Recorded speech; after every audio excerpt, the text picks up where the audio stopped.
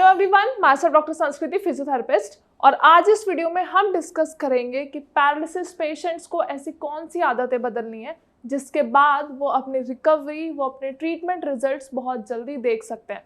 Generally होता क्या है, जब भी हमें पता चलता है कि हमारे घर में किसी को पैरालिसिस हुआ है या फिर हमारे रिलेशन में किसी को पैरालिसिस हुआ है, तो सबसे पहला जो माइंड में थॉट आता है वो क्या होता है कि अब ये बेड पे ही लेटे रहेंगे, अब ये अपने काम खुद से नहीं कर पाएंगे, अब ये चल फिर नहीं सकते, खुद से बात नहीं कर सकते, खुद से अपने काम नहीं कर सकते। और ये बात सुन के घर वालों के साथ साथ पेशेंट्स भी बहुत ज़्यादा डीमोटिवेटेड हो जाते हैं। लेकिन आज इस वीडियो में हम ऐसे दो इम्पॉर्टेंट पॉइंट्स जानेंगे, दो इम्पॉर्टेंट ऐसी आदतें जो आपको बदल देनी है, जिसके बाद आपको अपनी पैरालिसिस की रिकवरी में बहुत जल्दी आराम देखने को मिलेगा, रिजल्ट्स देखने को मिलेंगे एंड स्पेशली जो मूवमेंट्स आप नहीं कर पा रहे हो वो सब आप अच्छे से परफॉर्म भी कर पाओगे और आप अपना एक एक्टिव हेल्दी लाइफस्टाइल में वापस धीरे धीरे आना शुरू हो जाओगे। सबसे पहले मैं आपको बता दूं, जब भी हम पैरालिसिस की बात करते हैं तो माइंड में दो थॉट आते हैं, एक मेडिसिन, दूसरा फिजियोथेरेपी, जो कि दोनों ही बहुत ज़्यादा इंपॉर्टेंट है। लेकिन आपको करना क्या है कि आपको अपनी एक्सरसाइजेस रिदमिक पैटर्न में फॉलो करनी है, साथ ही साथ आपको अपनी मेडिसिन भी टाइम से लेनी है। लेकिन गलती कहाँ हो रही होती है, हम सोचते हैं कि ये पेशेंट है, इनको लकवे का अटैक आ चुका है, ये बेड पे लेटे ही हुए हैं, बॉडी में ऑलरेडी इतनी वीकनेस है, मसल्स ऑलरेडी इतनी वीक है, तो हम इनको एक्सरसाइजेस ना करवाएं, जो जनरली घर वालों का कॉन्टेक्स्ट होता है। अगर हम इसको थोड़ा सा ईजी लैंग्वेज में समझें, अगर घर में किसी को फीवर हो जाता है तो सारी फैमिली उसको मिलकर पैम्पर करना शुरू कर देती है कि हाँ बच्चे को बुखार है, इसका ध्यान रखो, इसकी मेडिसिन दो टाइम पे, इसको खाना टाइम से खिलाओ। वो एक हमारा केयरिंग नेचर है। Same when it comes to paralysis patients, तो सब घर वालों का कंसर्न यही हो जाता है कि अब इनको ज़्यादा परेशान नहीं करना है, काम ये कोई कर नहीं पाएंगे, एक्सरसाइजेस अगर हम इन्हें करवाएंगे तो इनको दर्द होगा। लेकिन ये एक बहुत बड़ी गलती है जो जनरली हम पेशेंट्स के साथ करते हैं कि घर वाले उन्हें एक प्रोटेक्टिव लेयर में रखते हैं। उन्हें हमेशा ये लगता है कि अब हम अपने पेशेंट्स का बहुत अच्छे से ध्यान रखेंगे, साथ ही साथ उनके ऊपर कोई बर्डन नहीं डालेंगे। और कौन सा burden? That is of exercises. जो बहुत बार हमारे यहाँ पेशेंट्स आते हैं, अगर हम उनके घर वालों से एक्सरसाइजेस डिस्कस भी करते हैं तो उनका सबसे पहला क्वेश्चन यही होता है कि डॉक्टर साहब ये इतनी टफ एक्सरसाइज है, ये कैसे करेंगे, ये तो उठ ही नहीं पा रहे हैं, खुद से अपना हाथ भी नहीं हिला पा रहे हैं, तो ये एक्सरसाइजेस कैसे परफॉर्म करेंगे।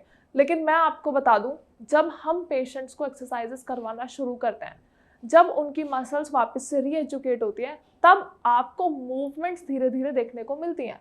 यही इंपॉर्टेंट है कि आपको एक्सरसाइजेस अपने टाइम टू टाइम करनी है, रिपीटेटिव पैटर्न्स में करनी है। और जब आप एक्सरसाइजेस परफॉर्म करना शुरू करोगे तो आप खुद सिक्योर हो जाओगे कि आपको रिजल्ट्स देखने को मिल रहे हैं। जो मूवमेंट्स पहले नहीं हो पा रही थी, जो हाथ पहले थोड़ी बहुत फ्लिकर कॉन्ट्रैक्शंस भी नहीं कर पा रहा था, वो अब धीरे धीरे मूव होना शुरू होगा।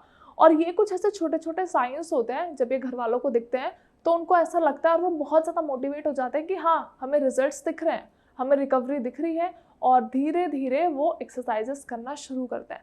अब इसमें भी इम्पॉर्टेंट क्या है कि पेशेंट एक्सरसाइजेस कर कौन से रहे हैं, जो भी वो एक्सरसाइजेस कर रहे हैं क्या वो सही हैं भी, और वो कितने सेट्स करते हैं, कितनी बार वो दिन में एक्सरसाइजेस कर रहे हैं, कितनी बार वो चल रहे हैं। क्योंकि exercises plays a very vital role और आपको एक्सरसाइजेस ज़रूर ही करनी है। अगर मैं आपको बोलूँ कि सिर्फ आप ब्लड थिनर्स लीजिए, आप बीपी को कंट्रोल करें, शुगर को कंट्रोल करें, पैरालिसिस की मेडिसिन लें तो आपका पैरालिसिस ठीक हो जाएगा, ये बात बिल्कुल भी सही नहीं है। आपको मेडिसिन के साथ साथ exercises as well as diet का भी ध्यान रखना है। तो प्लीज़ अपनी एक्सरसाइजेस को रिदमिक पैटर्न में करना शुरू करो। स्टार्टिंग में अगर आप दिन में एक बार एक्सरसाइजेस करो, मैं आपको नहीं बोलूँगी आप पूरे दिन एक्सरसाइज करो, लेकिन धीरे धीरे विद टाइम आपको अपने एक्सरसाइजेस इन्हेंस करनी पड़ेंगी, आपको अपनी मूवमेंट्स इंप्रूव करनी पड़ेगी, साथ ही साथ ताकि आपकी मोबिलिटी बढ़े, फ्लेक्सिबिलिटी बढ़े और आपको रिजल्ट्स अपनी बॉडी के अंदर चेंजेस खुद देखने को मिले। Now second if we talk about, that is CIMT, constant induced movement therapy. मतलब अब इसके अंदर आपको करना क्या है, हम जनरली क्या होता है, अगर पेशेंट को प्यास लग रही है और उसने इशारा करा पानी के लिए, तो आप क्या करते हो, आप तुरंत भाग के ग्लास से उनको खुद पानी पिला देते हो। या फिर अगर पेशेंट्स को आपने बात करवाया है या फिर सोकिंग की है, उसके बाद आप खुद उनको कपड़े पहनना शुरू हो जाते हो, उनके बालों में ऑयलिंग करना शुरू हो जाते हो, कॉम्बिंग करना शुरू हो जाता है। ये जनरली कंसर्न होता है हमारे घर वालों का। लेकिन आपको करना क्या है, आपको अपने पेशेंट्स को मोटिवेट करना है कि ये सारी एक्टिविटीज़ आप खुद से करो। मतलब आपके पेशेंट्स अपनी एक्टिविटीज़ खुद से परफॉर्म करें। लाइक सपोज अगर उन्हें खाना है, हल्का फुल्का जो भी हम अपने पेशेंट्स को इनिशियल स्टेज में देते हैं, दलिया, स्पून होल्डिंग, ये सब आपको उन्हें सिखाना है, क्योंकि अगर आप ही उनकी ज़रूरतें पूरी करते रहोगे तो पेशेंट्स कभी भी इनिशिएटिव नहीं लेंगे।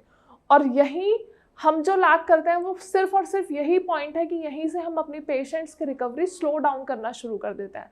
तो आप अपने पेशेंट्स की हेल्प करिए फॉर श्योर, लेकिन इतनी ज़्यादा हेल्प ना करिए कि वो आपके ऊपर ही हमेशा के लिए डिपेंडेंट हो जाए। आप उनको मोटिवेट करो, आप उनको बोलो कि एटलीस्ट अगर आपसे कॉम्ब नहीं हो रहा, कॉम्ब पकड़ो तो, कंघी एटलीस्ट अपने हाथ में पकड़ो तो, क्योंकि यही एक इनिशियल मूवमेंट्स होती हैं। यही हमारा मोटिव होता है कि हम पेशेंट्स को मोटिवेट करें, उन्हें समझाएं कि जो एक्टिविटीज़ वो पहले कर रहे थे वो वापस बैक टू नॉर्मल हो सकते हैं, वो वापस अपनी बैक टू नॉर्मल लाइफ हो सकते हैं। लेकिन कब? जब वो टाइम से अपनी एक्सरसाइजेस करेंगे, जब वो टाइम से अपना इनिशिएटिव लेंगे। अब इसको थोड़ा सा और इजी तरीके से मैं आपको समझाऊं। जनरली हमें पैरालिसिस पेशेंट्स में क्या देखने को मिलता है कि हमेशा उनके मुंह से सलाइवा गिरता रहता है, हमेशा उनके मुंह से लार गिरती रहती है। और इन केसेस में क्या होता है, हम हैंकी उठाते हैं और पेशेंट का मुंह साफ कर देते हैं। आइडियली आपको करना क्या है, आपको हैंकी पेशेंट के हाथ में पकड़ाना है और उनको बोलना है कि अपना मुंह खुद से साफ करो। अब इससे दो एक्टिविटीज एनहेंस होंगी। एक, उनके हाथ की मूवमेंट हो रही है, साथ ही साथ उनका ब्रेन भी कोऑर्डिनेट करने की कोशिश करेगा। तो यही सारी एक्टिविटीज हैं जो आपको सपोर्टिवली अपने पेशेंट्स को करानी है ताकि रिजल्ट्स दिखे।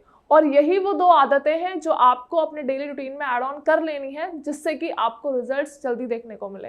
पहला, एक्सरसाइजेस टाइम से। सेकंड, CIMT, मतलब अपनी एक्टिविटीज पेशेंट से हम खुद करवाएंगे, खुद उनके हाथों का यूज होगा, खुद वो अपनी एक्टिविटीज परफॉर्म करेंगे, ताकि धीरे धीरे वो अपनी लाइफ में वापस से मूवमेंट्स रिगेन करें और वापस से अपने खुद की एक्टिविटीज खुद से परफॉर्म करवाएं। आई होप वीडियो में जो भी मैंने बातें बताई हैं आप सभी को समझ आई होंगी। अगर वीडियो के रिगार्डिंग कोई भी क्वेरी है, कोई भी ऐसा एक पॉइंट है जो आपके माइंड में आया है ड्यूरिंग द होल वीडियो जो आपको समझ में नहीं आया, तो you can just directly call us on the number given below.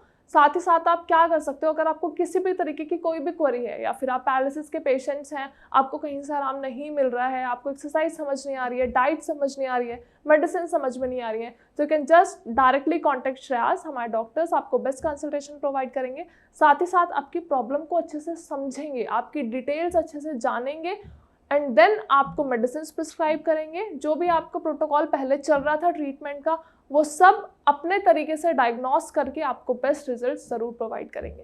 Thank you so much.